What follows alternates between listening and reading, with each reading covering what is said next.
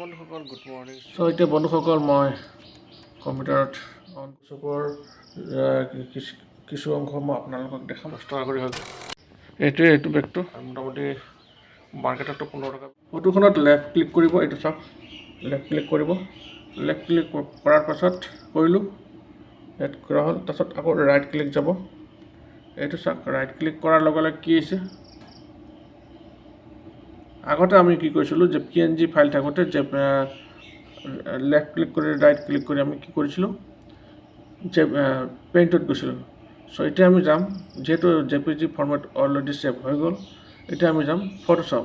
তো ইয়াতে অপনেট লিখা আছে, অপনেট লিখাৰ পাছত একেবাৰে ওপৰত আপোনালোকে দেখিছে এটা ফটোশ্বপ আছে, ক্লিক কৰিব। যিহেতু মোবাইলৰ পৰা ডেস্কটপত কম্পিউটাৰৰ ডেস্কটপত ফটোখিনি নিয়া হ'ল, মই এতিয়া কেনেকৈ JPG নিম আপোনালোকক মাউচলৈ চাওক, ৰাইট ক্লিক তাৰপিছত এবাৰ আকৌ ৰিফ্ৰেছ কৰি ল'ব। ৰিফ্ৰেছ কৰি ছেভ কৰিছিলোঁ অ'কে 03 আহি গ'ল। ক্লিক কৰি এই চাওক এইটো লেফ্ট ক্লিক এইটো কৰি পেলাই এইখন যিখন এখন ফটো ল'লে হ'ল তাত ক্লিক কৰিব। ক্লিক কৰি আকৌ ৰাইট ক্লিক কৰিব, ৰাইট ক্লিক কৰিব কৰি ইয়াতে চাওক কেইবাটা অপশ্যন আহিছে। ইয়াতে আপোনালোকে যাব অপেন উইথ অহাৰ লগে লগে পেইণ্টত যাব, আপোনালোকে দেখিব পাৰিছে। বন্ধুসকল এইটো দেখা পাইছে। এতিয়া ছেভ এজত আহিলোঁ। ছেভ এজত অহাৰ পিছত এইটো যিটো মাউচ পইণ্টাৰটো আপোনালোকে ফ'ল' কৰিব, যিটো মাউচ পইণ্টাৰ আছে এইটো মাউচ পইণ্টাৰটো। চ' এতিয়া আমি ছেভ এজত আহিলোঁ। ছেভ এজত আহি পেলাই ইয়াতে আপোনালোকে এনেকৈ ছেভ এজত এনেকৈ যেনেকৈ মই আনিছোঁ তেনেকৈ চিধা JPG যাব, ঠিক আছে।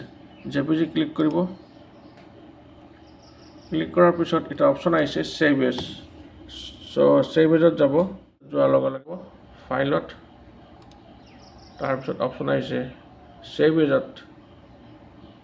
যিহেতু এতিয়া মই ৰাইট ক্লিক কৰি এইটো চাওক, এইটো হৈছে ৰাইট ক্লিক, এইটো হৈছে লেফ্ট ক্লিক। তো ৰাইট ক্লিক কৰিম, এইটো চাওক ৰিফ্ৰেছ অপশ্যনটো আহিছে।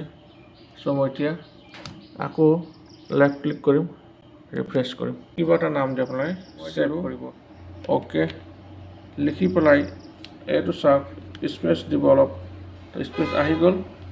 স্পেচ অহাৰ পিছত আপোনালোকে কি কৰিব 0 দি পেলাই এইটো ইয়াত 0 আছে, ইয়াত চাওক 0 আহি গ'ল। তো 0 দি কিনে 3 বা কিবা এটা নাম দিলে হ'ল। মই যে যিটো দিছোঁ সেইটো দিব লাগিব, কোনো কথা নাই। তাৰপিছত ডেস্কটপত কি কৰিব আপোনালোকে এইটো চাওক ছেভ অপশ্যন আহিছে। চ' ছেভ অপশ্যনত আপোনালোকে কি কৰিব ক্লিক কৰি দিব। এতিয়া চাওক বন্ধুসকল JPG ফৰ্মেট কৰাৰ পিছত ফটোখন ডেস্কটপত আহি গ'ল। তো ফটোখন আমি কি কৰিব লাগিব, ওপৰত যাওক, এই যে ফাইলত যাম, গৈ পেলাই নিউ ফাইল বুলি লিখা আছে, দেখিছে আপোনালোকে। নিউত ক্লিক কৰিব। চ' Ctrl+N মাৰিলে নিউ আহিব। চ' নিউ ফাইলত এই পেজটোৰ বিষয়ে মই যোৱাটো ভিডিঅ'ত মই দি থৈছোঁ, তাত আপোনালোকে অ'কে কৰিলোঁ।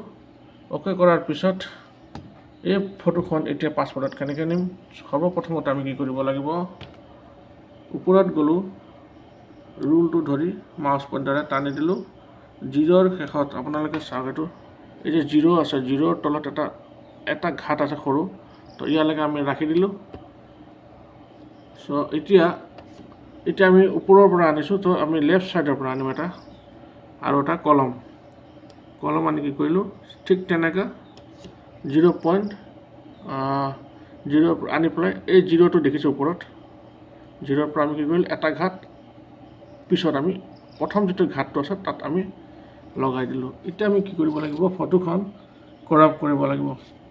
কৰিব হ'লে এইটো চাওক, এইটো যিটো পইণ্টটো আছে এইটো হৈছে ক্ৰপ। এনেকৈ টানি দিলোঁ, টানি দিয়াৰ পিছত এখন